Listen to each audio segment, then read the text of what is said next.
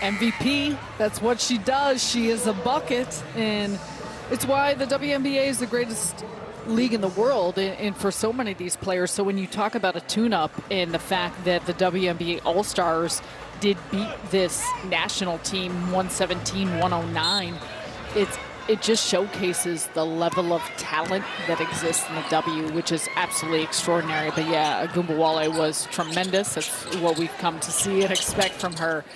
But I also think that's why, you know, as the tune-ups begin, that was the best competition that this group could have had an opportunity to face, to take a look at the film, where they need to improve. I know Sabrina talked about this yesterday in terms of just having a great practice following that up, because they understand they need to be intentional. They need to build chemistry. They need to see the areas that they want to look at. And Coach Reeve talking about just looking for progress here as this goes along, and taking a look at the film and then celebrating some of the stuff that we worked on and how it gets better. And hopefully after this exhibition and this round, they will see those things, and it will continue to show itself in the improvements. Yoni Phoebish is off. If you're just joining us, this is the Americans' final tune-up before the Olympic Games.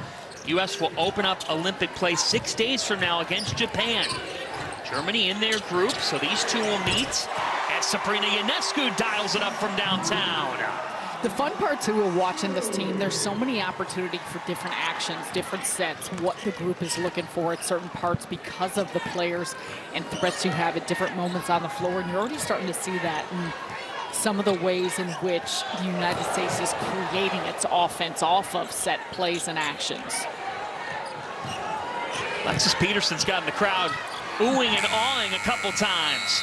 Shot clock violation. There's the United States defense off this from Sabrina. Yeah, so has Ionescu. You look right there, just stepping into it, catch and shoot. She has been lights out through the latter part of that first end of the WNBA season, and it's what USA is coming to expect from her, along with a lot of other characteristics.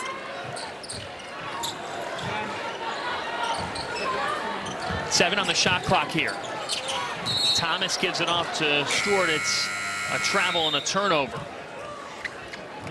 You talked about the team meshing. Here's one thing that stands out after 3 quarters. 5 players have at least 3 assists in this game for the Americans, up to 22 dishes. That's a big number. Not only just about the way in which it's spread out, but also the fact that there are 22 assists on 24 field goals, John. So 22 on 24. If that doesn't tell you just how this team wants to play and the methodical nature of making sure they're finding one another and doing it and playing through the pass and ball movement. For a team that's been together, give or take 120 hours total. One big thing is they're all in great conditioning shape because they're in the middle of their season. Ionescu off, WNBA going on a break, and Ionescu with the extra effort is fouled. Looks like Niara Sabally grabbing at her arm or went down pretty hard. Asking for a foul, glad she's okay.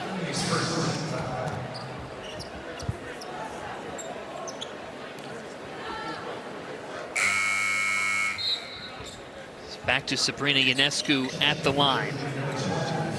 We showed you her emotions getting selected to this team for the first time.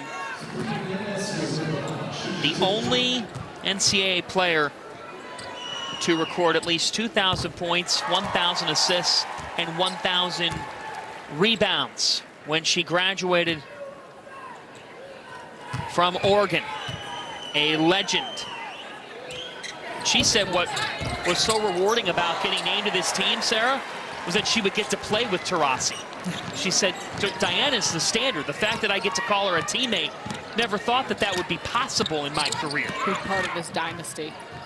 There's a lot that have laid the foundation of the table, but that is a huge, huge part of it.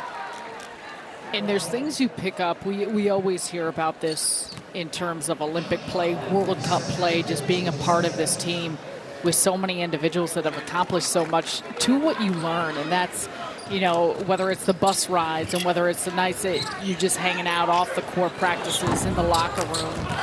And watching habits, showing up, shoot around, practices, what different players work on. That's why you see so many teams working together and working out with one another in the offseason. But that's how you grow your game. That's how your game evolves, both collectively but also individually, in seeing some of the greats and the habits that they form and have created, and how you can, in some ways, really work that into what you do in your own routines.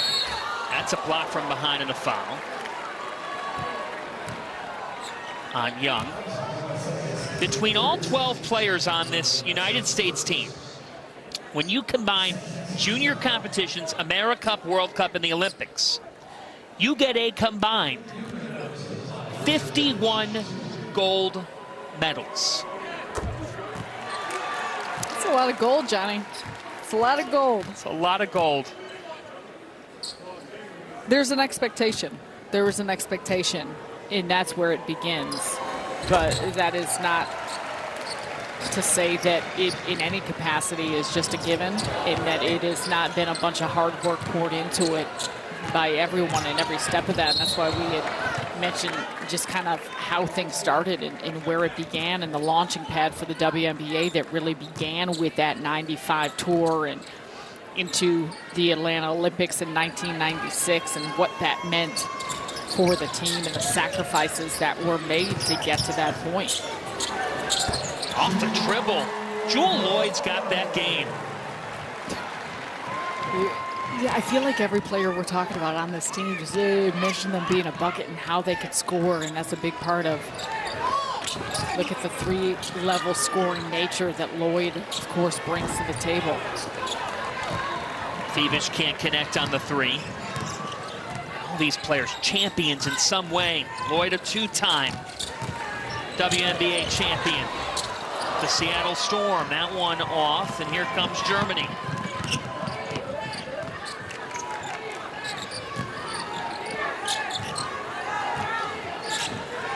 Peterson's been a real bright spot for Germany in running the offense. Shot clock at 10, that's a tough J, and it's short.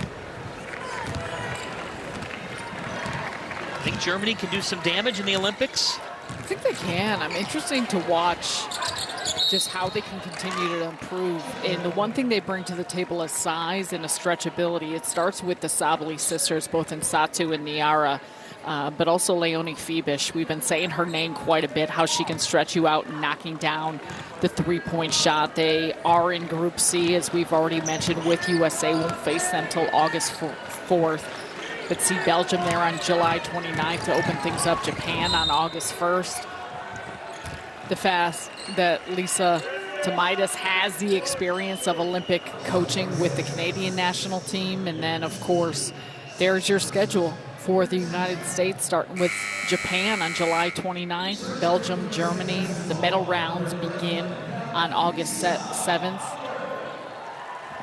And it's a mission. It's a mission for a Cheryl Reeve coach team, who she was an assistant the past two Olympics. So she has got that type of experience and just feel to go along with it. And of course, all of those things matter. I know in talking with her yesterday just what that meant, and having this opportunity, being at home in New Jersey, her mom's house, and getting a call in a place that she grew up with the high school at. So you want to talk about full circle and realizing a dream, that is it.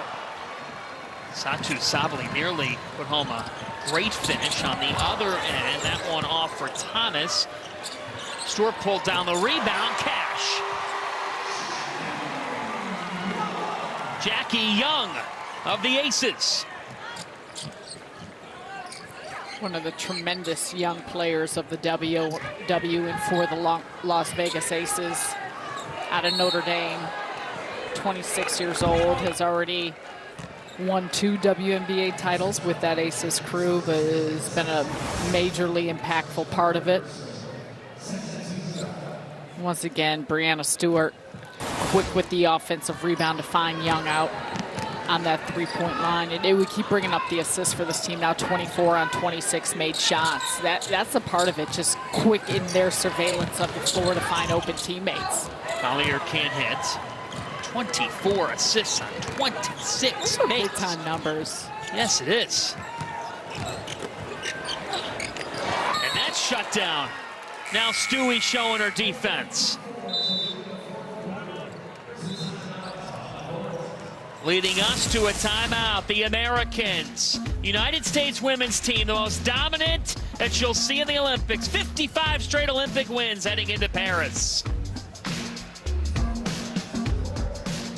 In 2015, still playing with the Storm, with a two-time WNBA champion, one with Stewie those 2 years in 2018 and 2020. He brings a great presence to this United States national team. And an absolute star for Muffin McGraw at Notre Dame. As tie up there for Breanna Stewart. So 4 minutes and change to go. This is it for these two teams before they head to France for the Olympics opening ceremony Friday. United States will meet Japan 6 days from now.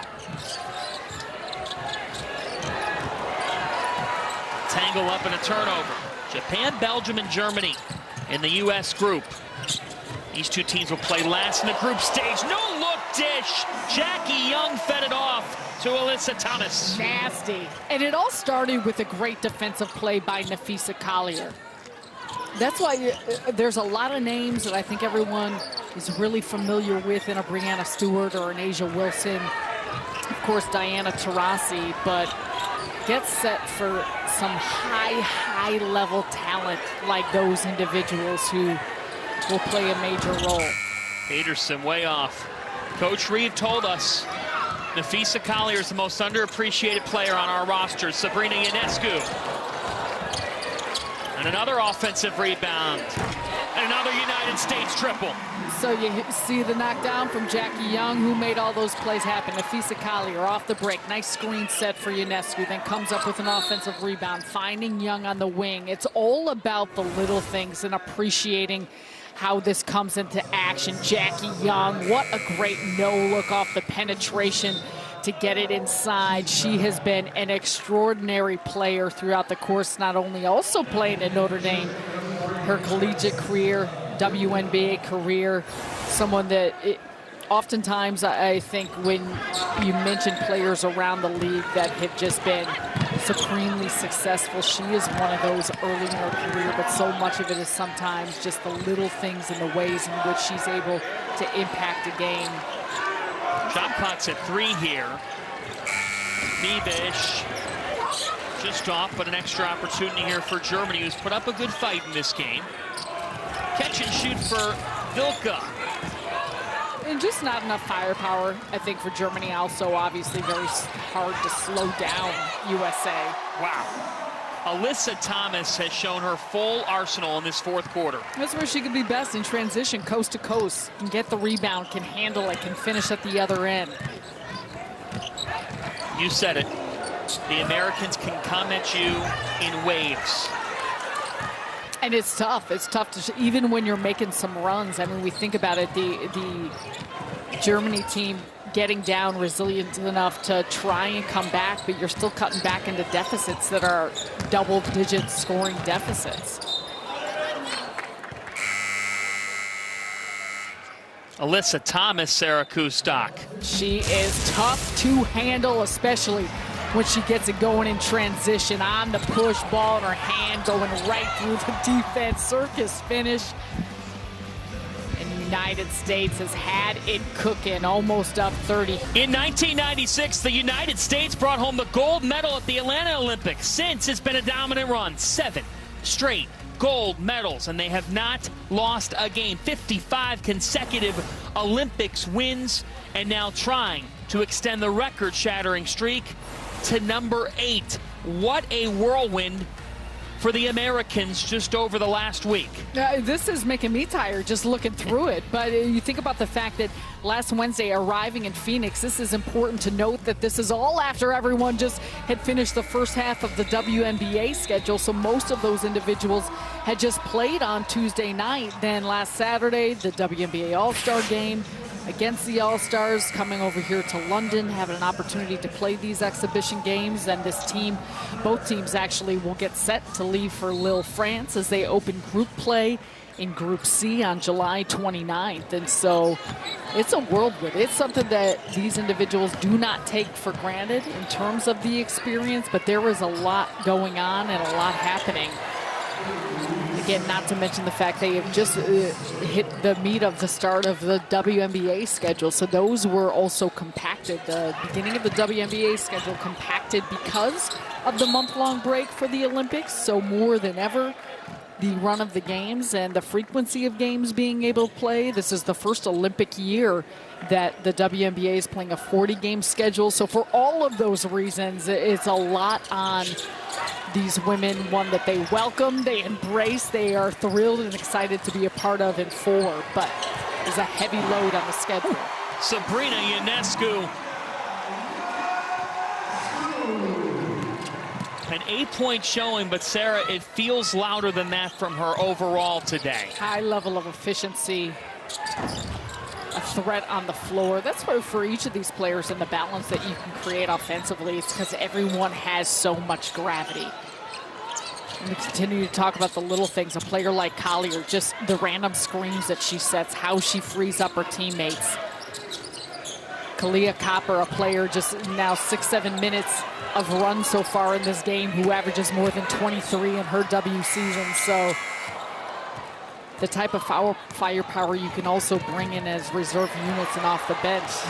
And another steal and opportunity here, thanks to Sabrina Ionescu.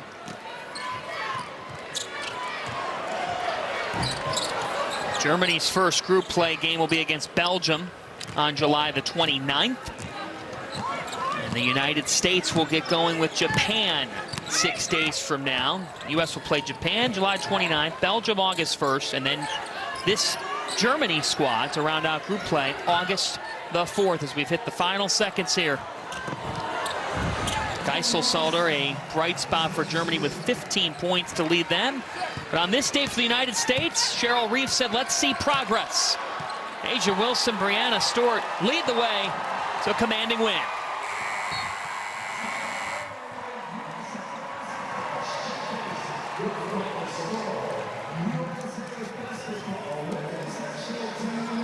Your takeaways? I think overall, John, there has been progress. It's not just about the number in terms of the win, but the efficiency of which the United States was able to do so, how they shared the basketball, the assist numbers to go along with the balance and the shot profile of the amount of three-point shots that they got. I think there's some better understanding of what the rotations and lineups may look like. As we had mentioned, Brittany Griner did not play in this one, but overall, the activity, the ability to continue to run some of the offensive looks, sets, how they want to play, and so many of the actions, and also to just, you know, the rebounding component of it, to be able to do the little things and gain a lot of those extra possessions. The fast break was working 25-5 for the United States in dominance against Germany off the break. One thing that we'll definitely look at for cleanup is taking care of the basketball a little bit more, probably more turnovers than they would have liked, and many of those unforced errors or those on their own part. But overall, they put on a show here for O2 Arena in London. You saw a record-breaking crowd in attendance for the men's game against Germany last night. And once again, is the experience and overall atmosphere as the lead-up begins for the Paris Olympics, and as these players had all these young girls and boys have an opportunity to see the next generation wave of so many of these United States national team players that are a dynasty, going for their 8th straight gold medal, 10th overall. They have been undefeated in Olympic play since 1992. That is something that there is a great amount of responsibility to bear, given those that have come before them.